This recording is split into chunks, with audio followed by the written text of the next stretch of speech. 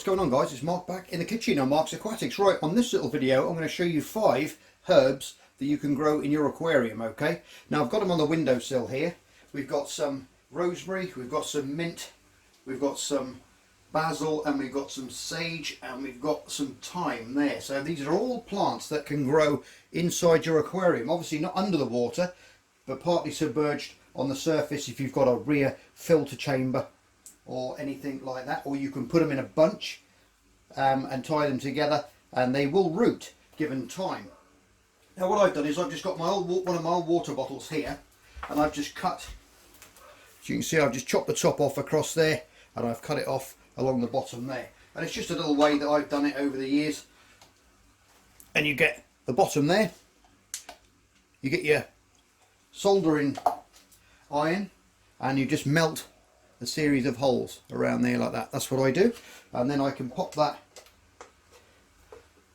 and that will lock in place and just about touch the bottom like that, you see. And then we've got holes all the way around, so we can fill that with water, and then we can put our individual stems of our different herbs in the different holes. Okay, then we can fill it full of water and the water's going to go up underneath, and we can see, and we can keep our eye on the root systems. Then they're going to take about maybe 4 to 6 weeks to start rooting. Obviously keep changing the water out as it goes a little bit green. Try and use rainwater if you can, don't use tap water because it's got all those horrible different chloramines and chlorines in, and that's not going to be very good for your plants and have a lot of nutrients in that water anyway. So if you've got a pond or just a rain butt outside, you can put that water in there and that's going to help. Don't put any rooting powder or anything like that if you're going to put it in your fish tank. But if you've got rooting powder or rooting hormone, you can always dip the ends in first and then suspend them in the water as well if you're not going to do it and you just want to take cuttings, which is what I'm going to do here now. Very, very simple to take cuttings. Some of these I've taken already. You just snip it off just here. Take those little guys off the bottom there like so, put them to the side, and then we can just pop those inside one of those holes, and you can cut it to length and that will just pop in there and that will just keep it standing upright. I know you could just put them all in there in a big bunch, but I like to do it like this because you can keep your eye on the individual root systems as they grow, and you can see which one's sprouting, and you can keep your eye on them that way and you know which one's sprouting. Same with mint as well. Mint is super easy to grow. You basically take a couple of stems, always cut just below a little nodule like that where the leaves are coming out, and then you strip the leaves off, so you're left with a nice little cutting like that with those 2 little nodes there and there, and that's where your roots are going to come out from here. Okay, so there's another one there that can go in there. You can put 2 or 3 cuttings in each one. Take those leaves off again like that and pop that in the same hole. So each segment now we've got a different herb growing inside like that. Okay, and these are great for your windowsill. They really are. They make a nice little display, and as they grow you can take bits off them. And don't forget, guys, you don't have to buy the whole plant like I've got here. I just picked these up at my local store because they were just on the shelf and there was nothing else. Make sure they're green cuttings as well. Oh, sorry, that's what I was going to say. If you take them out of the you can buy them in the bags. As long as they're fresh in the bags, you can take them straight from the bags and then use them as the cuttings themselves. So you don't need them to be in peat or compost to help them go. So you can just take cuttings straight from the bags. But make sure they're green cuttings, okay? Like this, with this rosemary. Now wood cuttings take a lot longer, and sometimes they never do root, but as you can see there, you've got that woody section right there, and it's coming onto that green section there. Now it's the green wood that you want, that new growth. That's the stuff that's going to grow faster.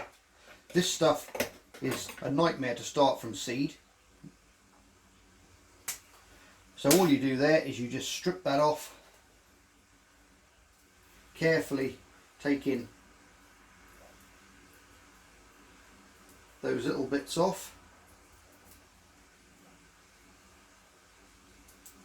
until you're left with a nice little greenwood cutting of rosemary, just like that, and then you can just stick that in the side where you want it to go.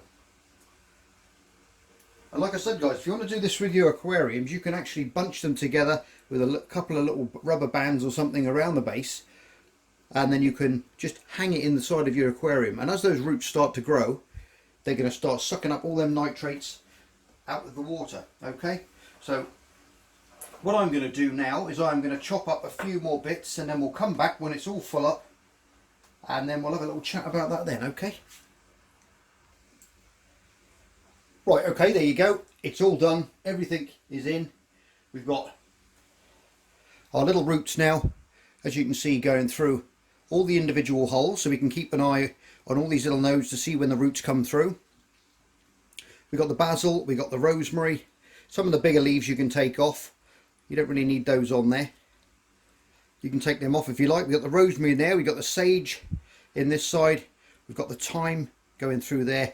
We've got the mint going through there as well. Now you can keep an eye on them, and all you do is you just put it on your windowsill, leave it in the sun or partial sun, and that will root in about 4 to 6 weeks, which is what I like to do. I like to keep it on the windowsill there, and then me and the wife, when we're doing cooking, and also you're making lots of new plants as well doing it that way, because some of the things like mint and rosemary, sorry, they're very hard to grow from seed. I always find them a little bit temperamental to grow from seed, so that's the easiest way to do it. It's from green new shoot cuttings, and say the mint will take super quick. Probably a lot of you older viewers would have done that maybe as a kid, or seen your parents do it on your windowsill when you were a kid, having all these little plants stuck in pots. And it's just an old way people used to do it years ago, and things like that are all getting forgotten these days. It's amazing how these things just fizzle away. Everybody just goes out and just buys things these days and just discards things at the end of the day, instead of you know, things like this where they buy this, they chop it all off and then think to themselves, oh, you know, I'll just throw the whole pot away now. And all you've got to do is take that out, put it in the ground, in the garden, in a new pot. Even if you've cut that right down to the root, right down to the ground level, it's going to resprout again, and you're going to have a whole new plant there for year after year after year with the mint, because it's going to keep coming back. Same as the rosemary as well, that'll come back every year. And it's a great way to do it. It's a great way to keep everything going, keep fresh herbs in the kitchen. It smells absolutely beautiful in here at the moment, because I've been cutting all these herbs. And what I'll do now is I'm going to go into the into my aquarium room, into the workshop where I keep my paludarium, and I've got that planted up with some basil and some different herbs in there, and that's growing really well. So I'll give you a little check up and update on that. Okay guys, we're in the workshop now. This is my paludarium that I built. All my normal viewers will be aware of this little build. I built this from scratch out of some tube I found. There's little Jackson. This is his home, in amongst his little waterfall and all these different plants. Now, as you can see in the back there, it's a little bit loud here because of my pond I've got, which is half in my shed and half out. The koi are starting to wake up, but they're all outside playing at the moment. There they are. They'll be in shortly when they hear me thumping around for a bit of food. Haven't started feeding them yet because it's still a little bit cold. But as you can see, that basil there is growing very, very well. The thyme's growing nicely. Up there, some more basil up there, and I'm going to put some mint in here as well, I think, because that's going to grow very, very quickly. And at the back here, it's actually raised, for you new people that are watching, it's actually raised, and I built a raised pit, compost peat bed at the back there, and put everything in there. And this is all wild terrestrial moss, which I've got from my garden. Anyway, you can go back, you can see how I built all this if you're interested in that build, from start to finish. And this is what it looks like now. But he absolutely loves it, this boy, don't you? You love it in there, all your little caves and different things. But everything's growing really well. Anyway guys, there's a little, like I was saying, you can put, if you wanted to have it, just a normal aquarium like this one here, as you can see, I've got my shrimp tank here, and I've got some pothos, which is just growing, and all I've done is I've just literally plonked that in with one of the roots, and I've just hung that over the side like that, so it holds itself. Some of the lights are hitting the leaves underneath, but you can see the root system which is grown out from there, and it is an amazing nitrate sucking machine, pothos. It really is. All those horrible nitrates, we have to do our water changes all the time. Well, with one of these guys going in there, You'll be surprised that will drop your nitrate levels right down. It's very, very good for it. Keeps everything nice and healthy. As you can see, the shrimp are booming. Bit of algae on the glass. This is an acrylic tank. I'm going to have to keep that, get that cleaned off. All these little guys. The Monte Carlo's growing like crazy that I put in there. You can see that purling away nicely.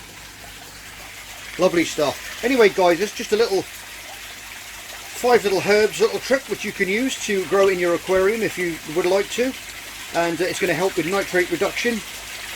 And as always, thanks for watching. You're all stars. Love you loads. Take care of yourselves, and I'll see you Sunday for another episode of Mott's Aquatics. Bye for now. Just me and my guitar.